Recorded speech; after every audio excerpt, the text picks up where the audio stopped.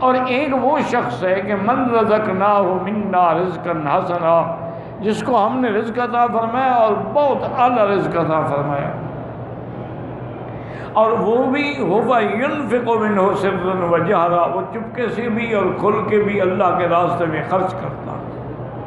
اسی طرح ایک مسئلہ سمجھ رہے ہیں کہ جو زکوٰۃ مفروضہ ہے، جو اللہ نے فرض کی ہے، اس کا تو ظاہر کر کے دینا افضل ہے، تاکہ دوسروں کو بھی احساس ہو کہ بھی میں بھی زکوٰۃ ادا کروں۔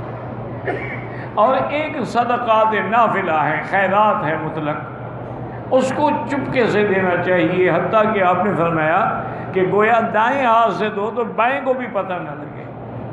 تو صدقات نافلہ میں چھپا کے دینا جو ہے وہ زیادہ محبوب ہے، اور جو زکوٰۃ مفروض ہے وہ تو فرض ہے، کسی پر احسان تو ہے نہیں، وہ تو ہم نے دینا ہی دینا ہے۔ بلکہ حضرت حسن بصری رحمۃ اللہ علیہ جو امام التابعین تھے، بیٹھے تھے تو ایک مسکین آئے، حضرت نے اس کے لیے چادر بچھائی، جگہ بنائی، اس کو بٹھایا۔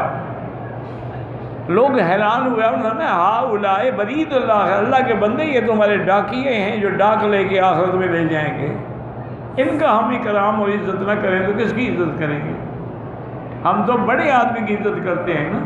اصل عزت کے مستحق تو یہ ہے کہ اگر دنیا میں غریب نہ ہو تو ہم زکوٰۃ کس کو دیں گے، ہم خیرات کس کو دیں گے، ہم صدقات کس کو دیں گے؟ تو ان کا وجود بھی تمہارے لیے نعمت ہے نا۔ اس لیے ہمیشہ یاد رکھیں کہ اگر صدقات واجبہ ہیں، زکوٰۃ جیسے دم ہے، اب یہ نہیں ہے کہ دم تم گھر کے اندر ذبح کر کے کھا جاؤ، نہیں، باقاعدہ منڈی میں جائیں گے، ذبح کریں گے، فقیروں میں تقسیم کریں گے تاکہ پتہ لگے لوگوں کو کہ اس نے غلطی کی لیکن اس کا جرمانہ ادا کر دیا۔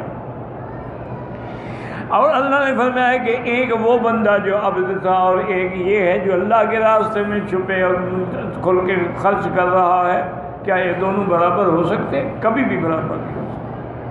اسی لیے اللہ نے مومنین کی صفت میں یہ لکھا ہے کہ الذین ينفقون اموالهم باللیل والنہار سرا وعلانیۃ، میرے بندے وہ ہیں جو مال میں نے ان کو دیا ہے وہ اللہ کے راستے میں خرچ کرتے ہیں، دن میں بھی، رات میں بھی، ظاہر میں بھی، خفیہ طریقے سے بھی۔